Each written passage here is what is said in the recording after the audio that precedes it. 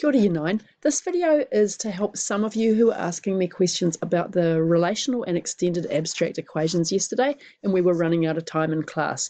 So I've made up a whole bunch of equations that have got fractions in them. They are very similar to the ones in the practice JAF and to the ones that you've been doing in the extension stuff on Education Perfect. So here are the equations I'm going to do for warm-ups first, and then here are the harder ones. So I won't be able to get through all of these in this video, but I'll probably manage about the first 6, and then I'll try and do a part 2 video later on tonight.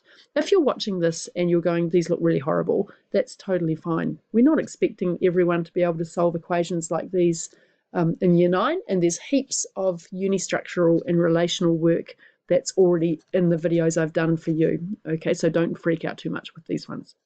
However, most of you could probably do these warm-up ones that I'm going to start off with.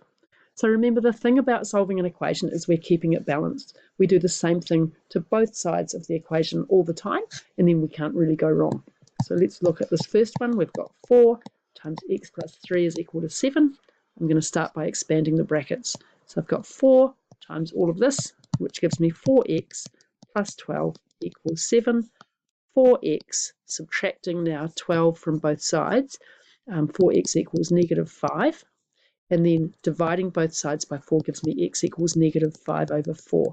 Now I've done that reasonably quickly because probably if you're watching this, you should be comfortable with these. If you want to see those done more slowly, go look at the big list of videos that I've put up on Google Classroom and find one that talks about how to expand brackets and then solve. Okay, let's keep on going. So we've got negative 5 times x minus 2 equals 15. Right, the big thing to watch out for in here is that I'm multiplying everything by a negative number. And that means that here I'm going to have negative 5x plus 10 equals 15. Now from here we're going to subtract 10 from both sides. That gives me negative 5x is equal to 5. We divide both sides by negative 5, and that gives me x is equal to negative 1. Okay, so there's my final answer for that one. Right, let's see what's coming up next. Now, the next two equations I want to look at together, because they're quite similar. This one is 3x over 5 plus 7 equals 4.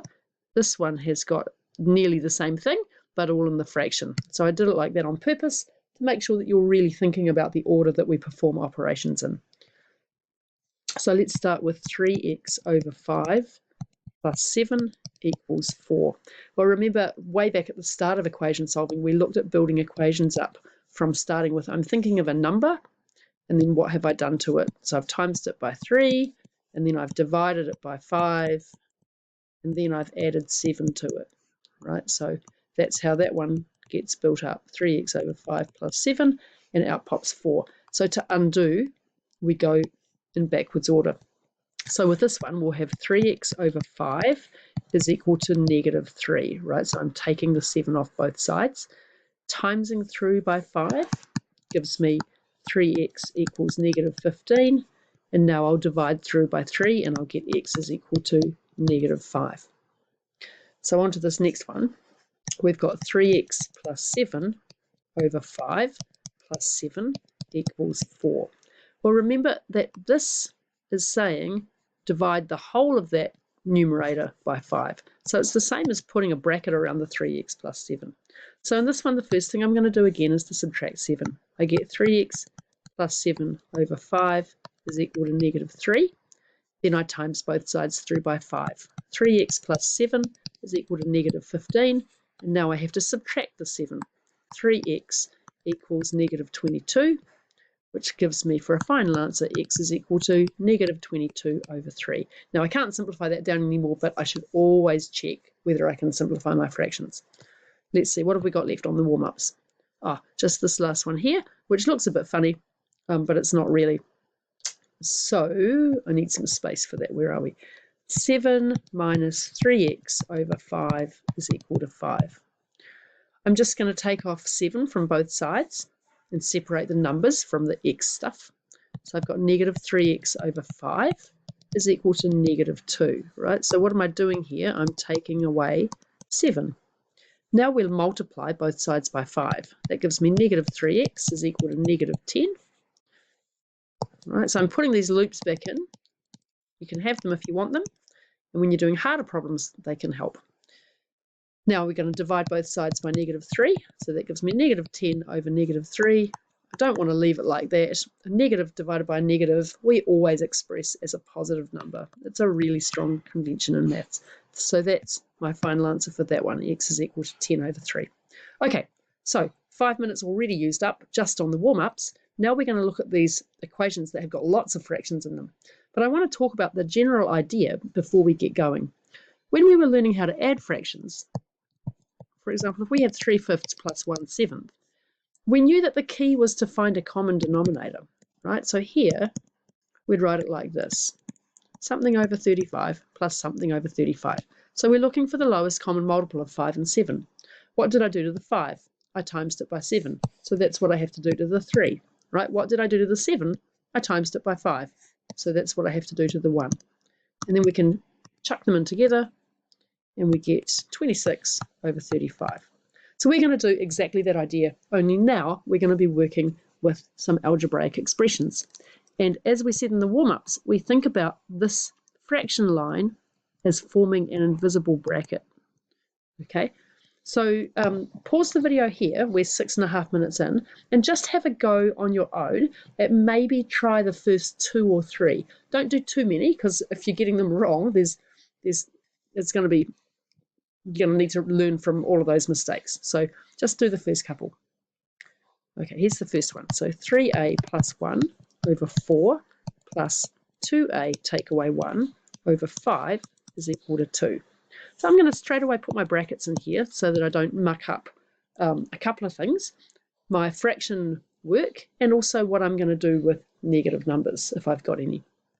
So in here, I'm going to get a lowest common multiple out of the 4 and the 5.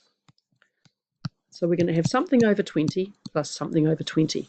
What did I do to the 4? Well, I had to times it by 5. So that's what I have to do to the 3a plus 1. What did I do to the 5? I had to times it by 4. So it's going to go like this. And just leave the 2 like it is for now. All right, so it's completely logical. We're not worrying about this side of the equation yet. We're just saying, well, we need to clean up my fractions because I can't add fractions with different denominators. Now we're going to simplify, and we can see that we've got this over 20 and this over 20. So we've got 15a plus 5 over 20 plus 8a minus 4 over 20 is equal to 2. And I'm going to write that as one big fraction over 20, right? Just like when I've got 1/5 plus 2/5, we can write that as 1 plus 2 over 5, right? So we're just adding the top numbers now that we've got a common denominator. And soon I'm probably going to start to skip this step out. So I just want to show you that that's what's going on here, right? So we've got 15a plus 5 plus 8a take away 4 is equal to 2. Now I can clean up the numerator and get 23a plus 1 over 20 is equal to 2.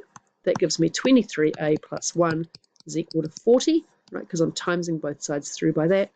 23a is equal to 39, a is equal to 39 over 23. Now that was a lot of steps, but each little step should have made sense in turn. So we're going to do a few more like that, and you'll see I slowly start to skip some steps, but I still end up with a whole lot of steps really. Okay, so make sure that you go over these afterwards and can do them on your own, but I'm just going to keep on going now. So I'm going to do this one next and this one next. Now there's only a couple of tiny differences between these.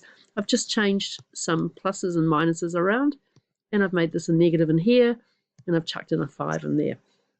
Right, so let's have a look at this one. Where is my working for it? Here we are. Just check that it's exactly the same as what I've written on the piece of paper. Okay, so the equation I'm going to solve is this one. -3 times 4x plus 7 over 4 plus 2 times x minus 3 over 3 equals 2.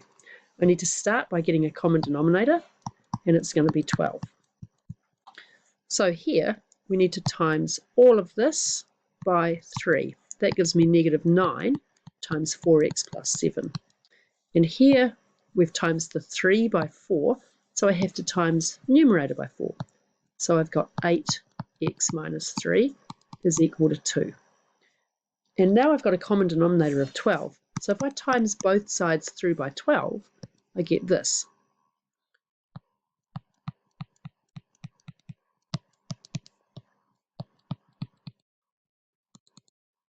Right, so I've times 12 on both sides. And now we're down to a pretty easy equation. We just have to clean up our expanding. So negative 36x minus 63 plus 8x minus 24 is equal to 24. That gives me, be careful with your negatives, negative 26x minus 87 is equal to 24. Not very nice numbers. Negative 26x is equal to 111. X is equal to negative 111 over 26. So notice in my final answer, I've written it as a negative divided by a positive because that's the convention that we follow very strongly. So that's that one done. Let's do the one that was slightly different, and then I might stop there for this video. So we've got this one here.